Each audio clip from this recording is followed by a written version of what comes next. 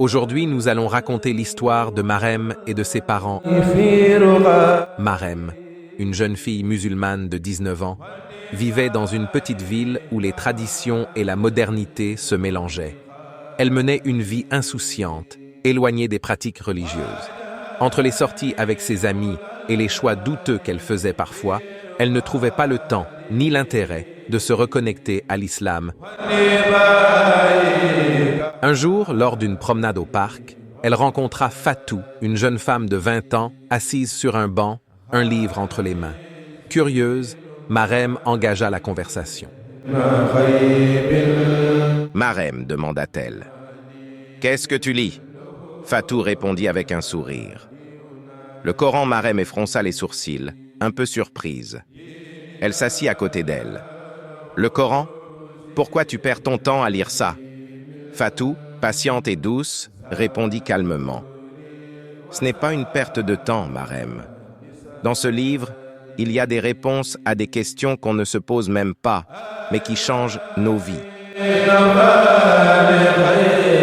Marem continua de poser des questions, et Fatou, avec sagesse, lui expliqua des principes fondamentaux de l'islam.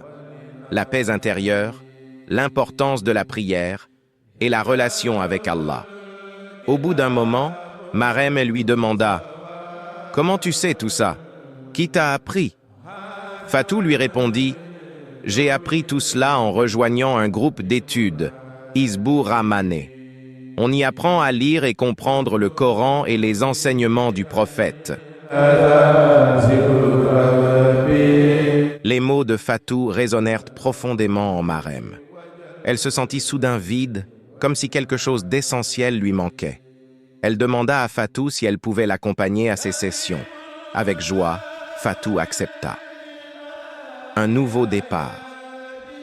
Les jours suivants, Marem rejoignit Fatou à Hizbur Rahmane. Au début, elle se sentit intimidée, mais rapidement, elle fut touchée par l'ambiance sereine et les enseignements bienveillants. Petit à petit, elle apprit à prier, à réciter le Coran et à mieux comprendre sa religion. Cette transformation changea non seulement sa relation avec Allah, mais aussi sa façon de voir la vie. Elle abandonna ses mauvaises habitudes et devint plus réfléchie et apaisée. Cependant, tout n'était pas rose. Ses parents, bien qu'ils se disaient musulmans, n'étaient pas pratiquants. Quand ils remarquèrent que Marem avait changé, ils s'inquiétèrent. « Pourquoi tu t'intéresses autant à la religion, Marem ?» lui demanda un jour sa mère. « Parce que cela m'aide à être une meilleure personne, maman. Je trouve enfin un sens à ma vie. » Mais sa mère secoua la tête. « Tu es trop jeune pour penser à tout ça. Une fille de ton âge devrait profiter de la vie, pas se comporter comme une vieille femme. » Son père, plus sévère, intervint également. « On t'a vu aller à Hizbur Rahmane. Tu dois arrêter. Tu es encore une enfant, tu ne comprends pas ce que tu fais. Suis ta génération. Ne cherche pas à imiter ta mère. »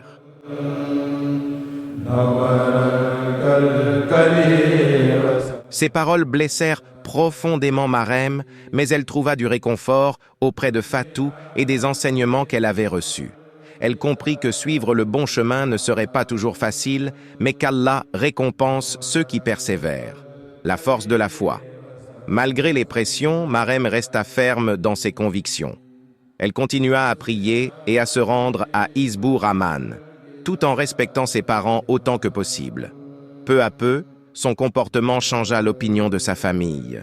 Ils réalisèrent qu'elle n'était pas devenue une vieille femme, mais une jeune fille plus épanouie, plus respectueuse et plus heureuse.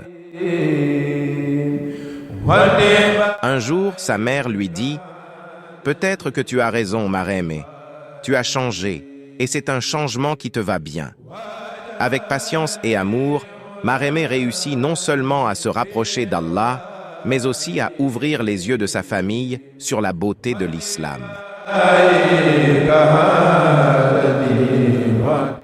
L'histoire de Marem nous montre que le chemin de la foi est souvent semé d'embûches. Mais avec de la patience et de la détermination, il est possible de surmonter les obstacles et d'inspirer ceux qui nous entourent.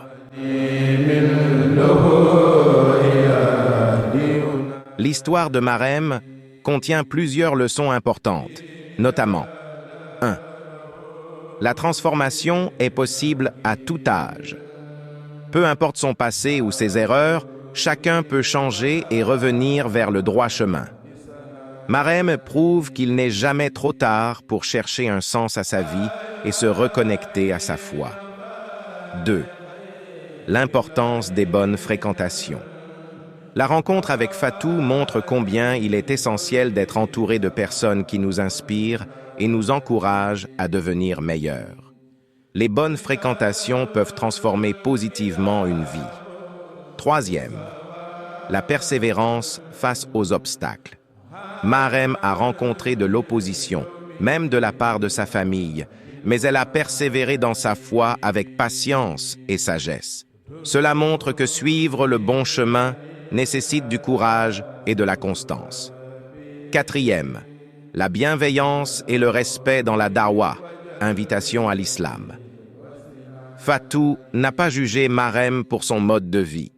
Au contraire, elle a répondu à ses questions avec douceur et respect, ce qui a touché Marem profondément.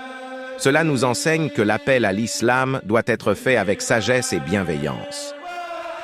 5. La foi peut influencer positivement les autres. En restant ferme et en adoptant un comportement exemplaire, Marem a finalement inspiré sa famille à revoir leur perception de la religion. Cela montre que les actions parlent souvent plus fort que les mots. 6. Le rôle central de la connaissance. L'histoire met en lumière l'importance de l'apprentissage pour renforcer sa foi. Fatou a trouvé sa voie grâce à l'éducation à Hizbur Rahman et Marem a suivi le même chemin. Comprendre sa religion est une clé pour mieux la pratiquer. En résumé, l'histoire de Marem nous apprend que le cheminement spirituel demande du courage, de la patience et un désir sincère de s'améliorer. En persévérant dans ce chemin, non seulement on peut se transformer, mais aussi influencer positivement les autres.